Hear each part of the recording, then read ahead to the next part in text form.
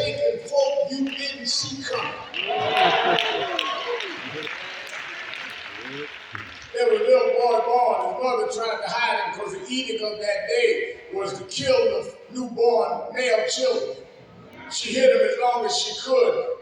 As his lungs got strong as a baby, she couldn't hide him no more. Put him in a basket. Put him in the Nile. God took over. Sometimes when you let go, God will take over.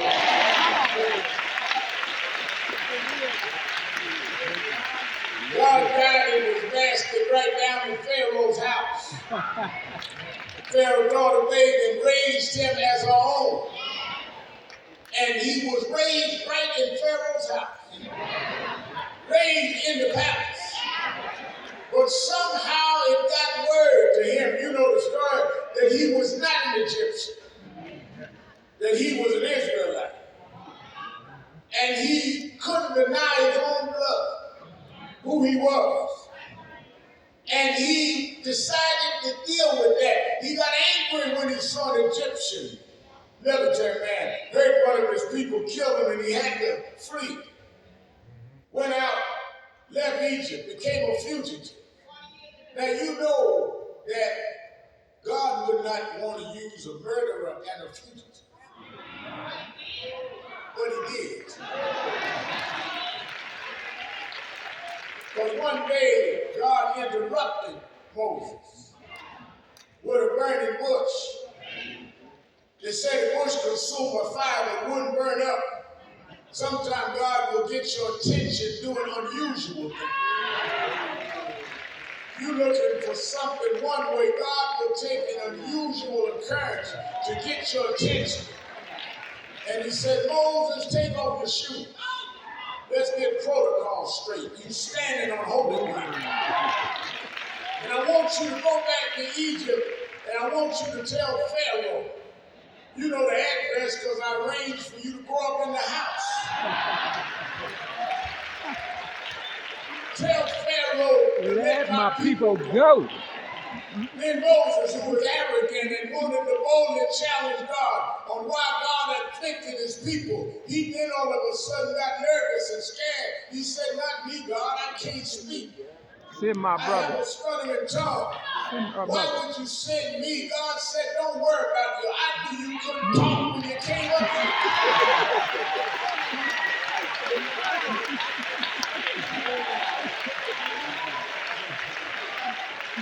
Whatever you need, I will provide. Just open up your mouth and I'll speak for you.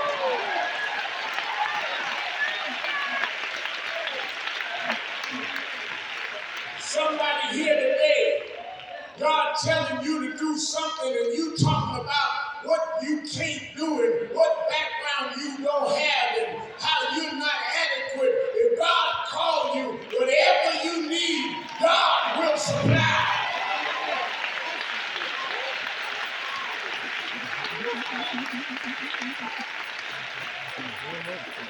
And you know the story, they went through 7 plagues. Finally, God released the death angel. And the message went out to put the blood of the lamb on the doorpost. And every home, every residence that didn't have the blood on the doorpost, the death angel was going to stop and take the firstborn. Many of those that were servants that loved the children of the masters put the blood on the door and they were spared. Many of you that got high jobs, high positions, political power, you spared because Dr. King and Fannie Lou Hamer put their blood on your doorpost.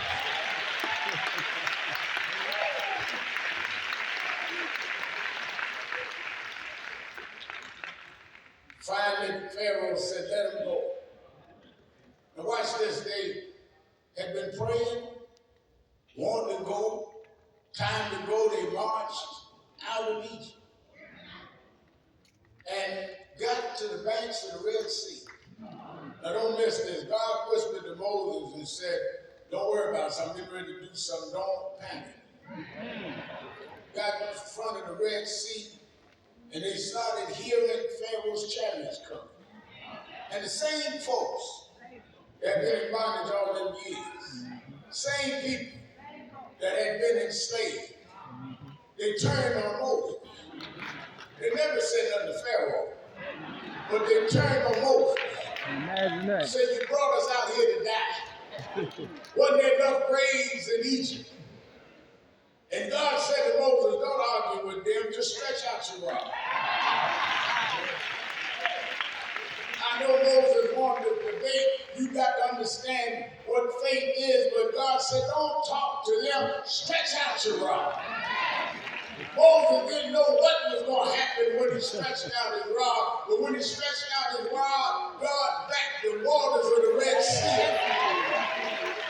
When God is in charge, you can't figure out his next move. Just be a vessel for God to use you.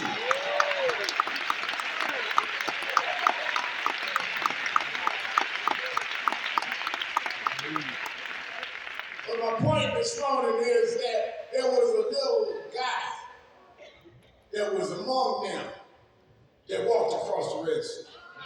He was just a kid. His name was Joshua. Grew up watching God open up the Red Sea. So the reason why Joshua knew what to do at the Jordan is he didn't forget who he was at the Red Sea. And the reason why some of y'all are talking about what we can't do now is because you forgot who you are. Well, Reverend Al, I don't know if she can win. I don't know if we can elect a black. We already elected and re-elected a black. We elected a black man and we couldn't say his name right. But you forgot who you are. The same God that took us from the back of the bus, put a black man and his wife and his mother-in-law and 2 daughters in the White House. God is God all by himself.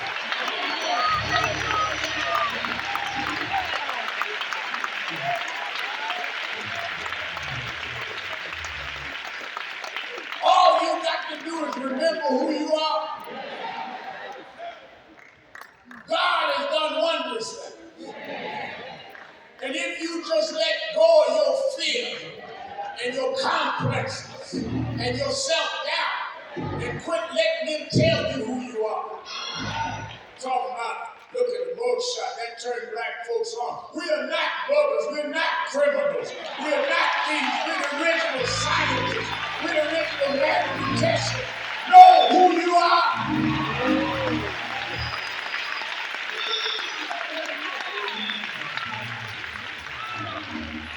You realize when we walked out of slavery, when they signed the Emancipation Proclamation on January 1st, 1863 happened, and we could walk off the plantation. We've been slaves over 270 years. We had no money. We had no education. It was against the law for us to read and write.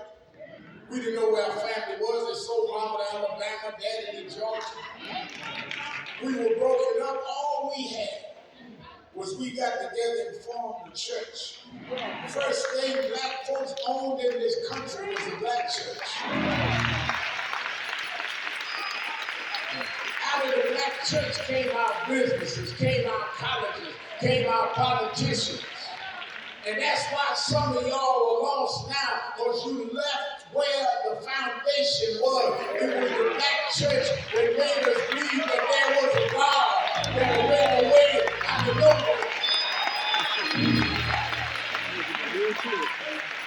We didn't come because we had some estate willed to us.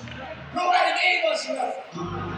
We didn't come because we were better educated. We never went to school.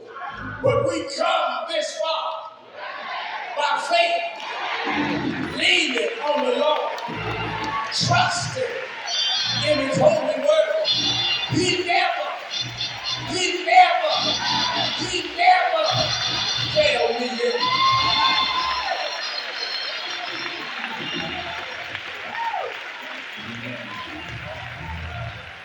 I tell my daughters something about faith as you grow old and grown now. I tell them, Dr. Brazier, they're all into social media. They know how to do it. They take this smartphone and do stuff. But I still don't know. I said, but I'm going to tell you something. There are going to be things in your life. There are going to be crises in your life. And you're not going to be able to Google up the answer. There are going to be days that you're not going to be able to refer to something to figure out how to get through. That's where faith kicks in. Faith is the substance of things hoped for, the evidence of things not seen. Faith is when your friends give up, when your friends walk out, when your loved ones turn their back, but you say, I don't believe he brought me this far to leave me now. Faith is when the doctors give up. Faith is when you got bills and no money, but you say you'll never leave me or forsake me. We come this far. Faith, leaning on the Lord, trusting in his holy word. He never failed me.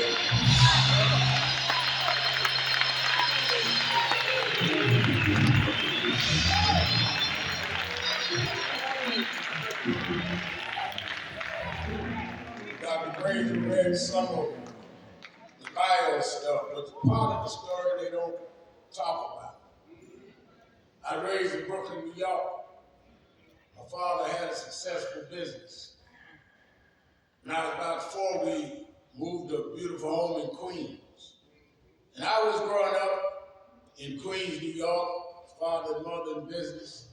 And I was on my way to be a nice bourgeois Negro.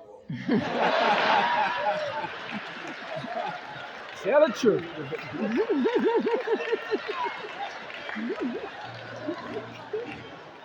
But one day I woke up, I was 10 years old. And my mother sat me down with my sister and said that my father left and didn't leave anything for us. He went off into another situation. Yeah, she said Papa was a rolling stone. I didn't know you knew my dad.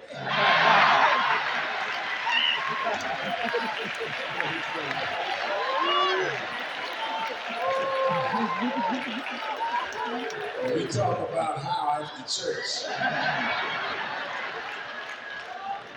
So my mother tried to hold on as long as she could. They came one day and repossessed the cabinet. Came next day and cut off the lights and gas. We're in this big house, cold. Had to do my homework by candlelight. Finally, mother said we might move, and we moved to Brooklyn, grew up in the projects. My mother went on welfare, had to have food stamps to buy our groceries. A lot of folks may tell you that, but somebody tell you they want food stamps, ask them what color the food stamps were. If y'all would get a food stamp, know it's different value for different colors. My mother on the side would do domestic work. And I used to walk her to the train. And because in the neighborhood I was scared, even though I was only 10, 11 years old, that somebody would snatch a pocketbook. And my mother on them walks used to tell me, don't worry about where we are. God will make a way. But don't you worry, because he may not be there when you want him. But he's always on time. And my mother lived to take me and my sister and raise us in the hood and make a way out of nowhere. Now remember, I went to Brooklyn College. I was the first one in my family to even go to a college. And all the guys on campus knew I was a boy preacher and was in then Operation Breadbasket. And they kept teasing me, Al, we going to church with you. I said, well, we'll get to that. No,